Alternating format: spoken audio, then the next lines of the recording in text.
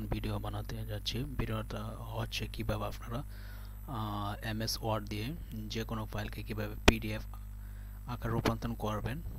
তো এর জন্য আপনারা প্রথমে চলে যাবেন MS ওয়ার্ডটা ওপেন করবেন। তো আমি আমার MS ওয়ার্ডটা ওপেন করছি। তো MS ওয়ার্ডটা ওপেন করার পর আপনারা যে ফাইলটা দেখতে পাচ্ছেন এখানে ব্ল্যাঙ্ক। তো আমি এখানে ফাইলটাকে আবার নিউ ডকুমেন্টে নিয়ে নিলাম। তারপর আপনি কি করবেন, যে ফাইলটা আপনারা পিডিএফ আকারে বানাবেন এই ফাইলটা আনার জন্য প্রথমে আপনারা ফাইলে চলে যাবেন।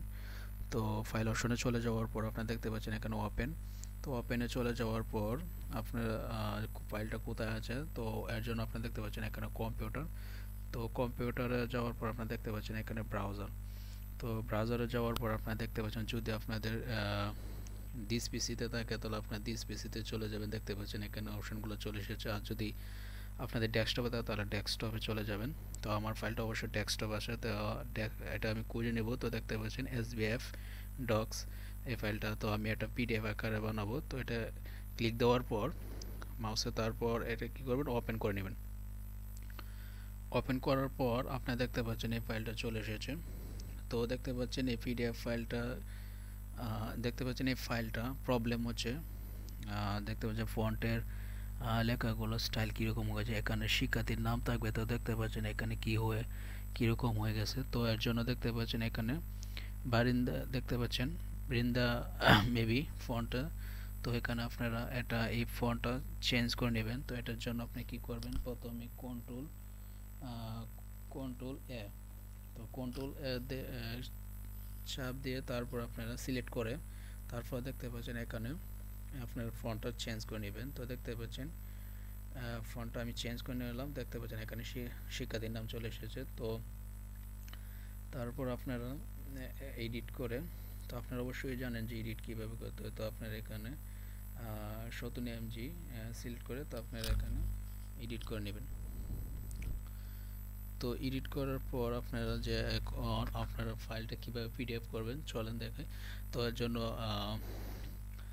ফাইলে আবার চলে যাবেন। ফাইলে চলে যাওয়ার পর আপনারা দেখতে পাচ্ছেন এখানে দেখবেন এক্সপোর্ট। তো এক্সপোর্ট ক্লিক দিবেন। এক্সপোর্টে ক্লিক দেওয়ার পর এখানে দেখতে পাচ্ছেন দুইটা অপশন। তো দেখতে পাচ্ছেন চেঞ্জ ফাইল টাইপ, দেখতে পাচ্ছেন ক্রিয়েট PDF ফাইল। তো আপনি কি করুন, উপরে একটা ক্রিয়েট PDF ডকুমেন্ট এটা ক্লিক দিবেন। দেওয়ার পর আপনি দেখতে পাচ্ছেন দেখতে পাচ্ছেন আমি মাউস নিতেছি, লক রাখেন। তো ক্রিয়েট PDF ক্লিক দিবেন। ক্রিয়েট PDF এ ক্লিক দেওয়ার পর দেখতে পাচ্ছেন চলে এসেছে। তো আপনারা এটা কোথায় সেভ দিবেন, দিস পিসিতে দিতে পারেন, ডেস্কটপে দিতে পারেন। আমি ডেস্কটপে দিলাম। ডেস্কটপে দেওয়ার পর দেখতে পাচ্ছেন এটি এভাবে থাকবে। PDF এর নাম বদলাতে পারেন, এখানে PDF এর সামনে যে SBF সমস্যা নেই। তারপর আপনি দেখতে পাচ্ছেন এখানে লক্ষ্য রাখেন ওপেন ফাইল আফটার পাবলিশিং।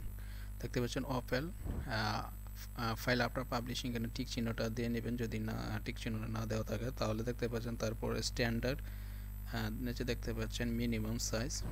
তো আপনি কি করবেন, স্ট্যান্ডার্ডে আপনারা এই দেখতে পাচ্ছেন ঠিক চিহ্নটা দিয়ে তারপর দেখতে পাচ্ছেন এখানে পাবলিশিং। তো আপনার পাবলিশিংয়ে ক্লিক দিবেন। দেখতে পাচ্ছেন SBF5 already exit, do you want to replace, জি ইয়েস।